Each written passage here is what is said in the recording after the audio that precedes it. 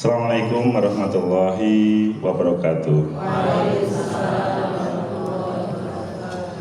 Terima kasih Kiai Misbah dan seluruh rombongan hadir di Ponorogo, dan terima kasih Prof. Aksin dan keluarga yang telah memfasilitasi tempat untuk kita bersilaturahmi. Alhamdulillah, saya Agus Mahfud Fauzi. Saya asli Ponorogo. Kalau Prof. Aksin kan asli Sumeneb, Muncak. Tapi saya asli Ponorogo, tetapi tidak hidup di Ponorogo. Saya sehari-hari hidupnya di Surabaya. Hanya kalau weekend begitu harus ketemu istri, karena istri saya menjadi teman beliau di Win Ponorogo sini. Tapi jangan macam-macam ya. Sudah saya jaga. Itu tadi ceritanya menarik sekali, dan kita semuanya mempunyai cerita hidup yang berbeda. Saya yakin Bapak Ibu, Mbak Mas pasti juga mempunyai cerita hidup yang beragam, sehingga menarik untuk kita kupas meskipun hanya seperti kultum 7 menit. Nah, ya. Karena kan nanti masih ada banyak yang mau disinggahi dan Kiai. Bapak Ibu Mas Mbak yang kami banggakan, semuanya berawal dari Isra Mi'raj. Bapak Ibu Mas Mbak semuanya kan berangkat ke sini karena Isra Mi'raj kan. Saya nggak ngerti ini takdir Allah atau perjalanan malam tadi malam kan, perjalanan sama kan, ini kan sama Isra Mi'raj juga ini Sudah kembali. Kalau di Isra Mi'raj itu yang menjadi poin utama itu adalah ada perintah sholat yang oleh banyak nabi dan rasul diprotes. Kok mau diperintah sampai 50 itu kan prosesnya panjang ya, dialektikanya itu. Tapi selanjutnya 5 kali. Berangkat dari cerita Isra Mi'raj, berangkat dari cerita Prof. Aksin dan Kiai Misbah, hidup itu memang perlu ada ketaatan. Ketaatan terhadap apa yang kita percayai, sehingga kita semuanya bisa berhasil. Di pondok apa ya? Baitus Salam. Di pondok Baitus Salam itu akan menjadi hebat besar kalau kita yakin kita akan mampu untuk membesarkan. Tetapi kalau kita tidak yakin, apalagi mungkin aku ning kono kan kerja, cara dikai bayaran juga gak gelem, nah itu masalah. Aku kan di situ mau kerja, tapi kan juga pengen mendapatkan pasangan. Kalau nggak dapat pasangan, saya tidak, itu masalah. Niatnya menjadi berubah. Padahal kata Prof. Aksin, innamal a'malu binniyat, kan begitu. Keyakinan untuk membesarkan pondok Miftahus Baitus Salam itu seperti yang Mas Mbak Bapak Ibu hadir tadi pagi. Jadi pondok Tegalsari ya, pondok atau namanya Desa Tegalsari itu adalah dulu di situ pondok sentral dari orang yang pengen belajar agama, itu ya di pesantren tersebut. Mengapa diberi nama Ronggo Warsito? Ya karena dahulu ada salah satu santri namanya Ronggo Warsito. Intinya waktu itu Kasunanan Solo dan sekitarnya, kalau memang mau nyantri ya ke tempat tadi. Hanya sekarang kan tidak sebesar dahulu, tetapi sekarang menjadi hilang karena sepertinya hilang nama besarnya. Kemudian muncul pondok pesantren Gontor. Padahal pondok pesantren Gontor itu aslinya ya dari Tegalsari itu. Jadi kalau diruntut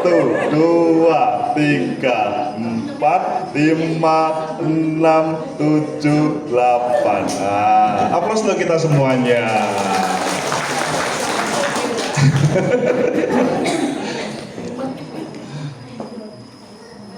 Sebagian sudah bisa ya, sebagian belum bisa. Maksudnya yang kedua, itu kata kunci yang kedua, keseimbangan antara harapan dan perintah, harapan dan realitas. Harapan kita bisa ya untuk memerintah apapun cita-cita kita, itu bisa. Pokoknya kalau kanan di apa itu kanan jempol, kiri kelingking, kiri jempol, kanan kelingking dan sebagainya. Kelihatannya kalau ngomong itu mudah, tapi faktanya, realitasnya, otak kita belum bisa memerintahkan apa yang menjadi keinginan kita.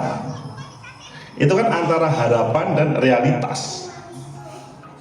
Nah, ini juga bisa terjadi di pesantren Miftahul Baitus Salam.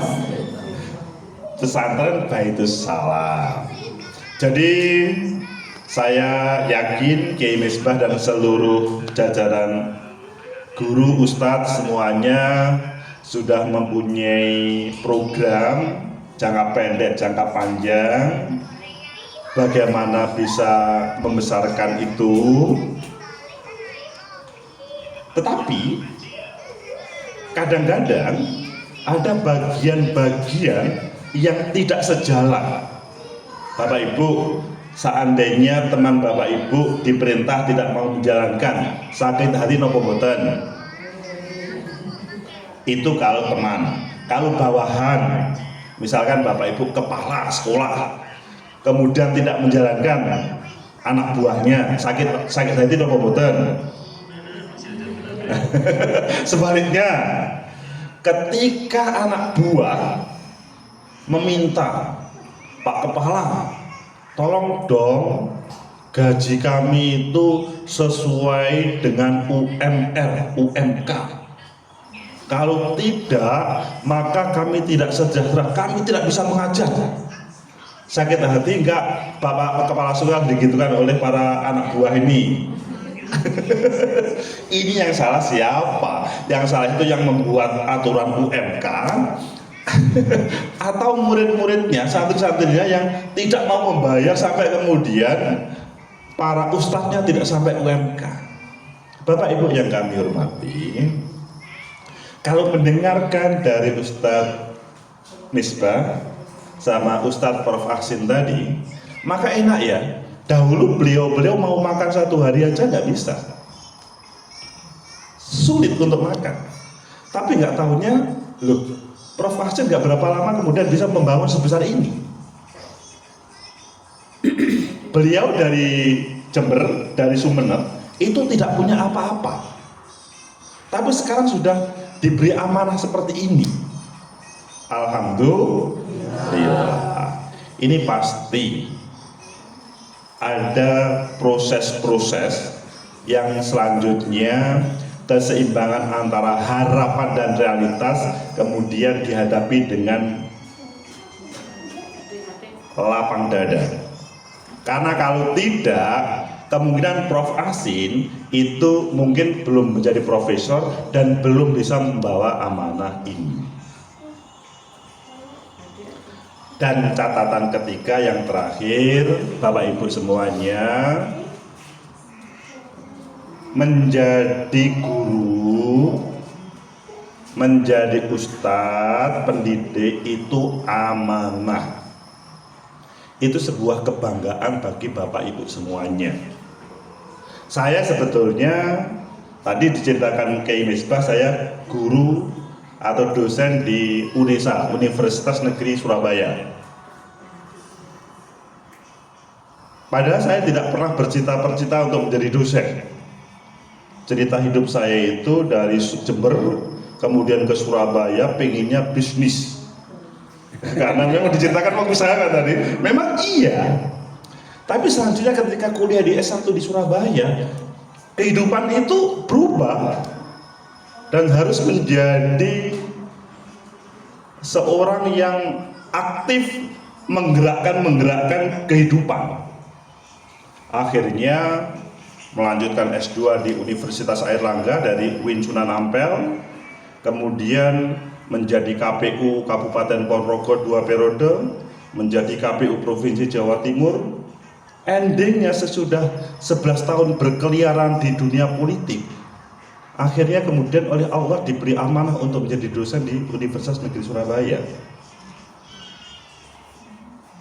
Dan sekarang itu, seperti Bapak Ibu, di tempat kami setiap tahun pasti mendidik para calon-calon guru.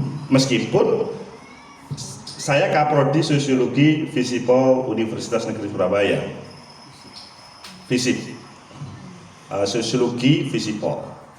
Tetapi meskipun prodinya itu bukan pendidikan murni, kami melaksanakan PPG untuk para calon-calon guru, khususnya kalau kami sosiologi.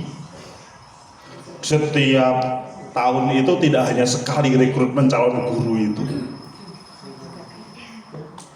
minimal 2 kali, bahkan lebih, karena seperti pada hari-hari ini permintaan Kemenang untuk calon guru, tapi sifatnya bukan sekolah, hanya ujian saja, UKI. Maksudnya apa? Saya kan tidak mempunyai kemampuan untuk itu, tapi harus melaksanakan dan dipercaya. Ya, kita jalani saja karena kepercayaan itu orang lain menganggap kita mampu untuk menjalankan itu. Mengapa? Ya, sekali lagi, kepercayaan, amanah itu tidak setiap saat hadir di kita. Bapak Ibu menjadi guru ustadz di Baitus Salam itu amanah yang luar biasa. Persis seperti saya menjadi dosen di Universitas Negeri Surabaya, yang tidak pernah bermimpi saya, tapi sekarang mendapatkan kepercayaan. Akhirnya proses belajar mengajar S1 bisa berjalan, kami pun menyelenggarakan S2 juga bisa berjalan, S3 pun bisa berjalan, PPG pun bisa berjalan semuanya. Dan akhirnya kalau PPG itu hampir, kalau di PPG Indonesia, ketika mereka belum mempunyai cantolan bekerja di institusi instansi mana gitu, biasanya langsung diorientasikan, tapi biasanya di luar Jawa Timur. Pasti minimal mendapatkan pegawai P3K itu hampir dipastikan. Kalau di PPG Indonesia itu, mungkin di tempat lain juga begitu. Intinya, yang terakhir itu adalah menjadi guru itu amanah yang luar biasa. Ditekuni saja bahwa UMR UMK itu, Bapak Ibu, gaji yang 1 bulan 10 juta, 20 juta, 30 juta sama kok. 1 hari maksimal makannya 3 kali. Gitu. Bahkan sekarang ibu-ibu mencoba cukup 2 kali atau 1 kali. Iya. Iya. Jadi kalau berbicara gaji itu sebetulnya nggak kita butuhkan. Dan kalau bahkan berlebih, malahan kalau kita tidak bisa menjaga amanah, agak bahaya. Menjaga kepercayaan, maksudnya menjaga uang-uang yang sebetulnya kita nggak butuh terkait dengan mobil, tapi kemudian karena ada uang akhirnya beli mobil. Iya. Sebetulnya kita nggak terlalu butuh makan yang beragam begitu, karena punya uang. Pokoknya kalau setiap minggu, Sabtu Minggu harus makan yang enak-enak. Ya makan enak itu penting, tapi bahaya bagi kesehatan kita. Kadang-kadang kan kita nggak mengatur itu. Akhirnya kemudian yang punya gaji besar itu akhirnya gampang cepat stroke. Mengapa? Karena nggak bisa menjaga amanah itu tadi. Semoga kita hadir di sini bisa menerapkan tadi 3 hal tadi. Pertama, bahwa seperti Isra Mi'raj, kita diperintah itu kemudian tidak usah, kalau diperintah Kiai Misbah itu nggak usah banyak tanya. Okay. Insya Allah perintahnya itu selalu menghadirkan kebaikan. Seperti perintah Allah kepada Rasulullah diperintah sholat. Sekarang standarnya 5 kali. Mungkin orang non muslim akan bertanya, diperintah montak mantu kok gelem, kan bisa untuk bekerja. Padahal di balik itu 5 waktu itu luar biasa untuk refleksi kita bersama. Begitu juga terkait dengan yang kedua, bagaimana kita bisa menyeimbangkan antara keinginan dengan realitas. Dan yang ketiga adalah kita semuanya di Baitus Salam itu adalah amanah. Insya Allah Bapak Ibu kalau menjalankan dengan baik, tidak cukup menjadi ustadz, guru yang biasa, tapi min haitsu la yahtasib akan hadir yang tanpa kita sengaja. Terima kasih, semoga bermanfaat. Dan kalau ke Ponorogo, monggo kontak kita. Kami sangat senang. Kami kehadiran Kiai Misbah itu sangat senang. Ini teman waktu di SMA selama 3 tahun dan 1 kamar. Ya 1 kamar kita, 1 kamar. 1 kamar itu isi 20 orang. Kita 1 kamar. Kiai Misbah selalu di bawah, saya selalu di atas. Prof Asin agak bawah juga. Bawah juga. Iya. Ngincer tangan. Iya. Oke, terima kasih. Assalamualaikum warahmatullahi wabarakatuh. Aplaus untuk semuanya.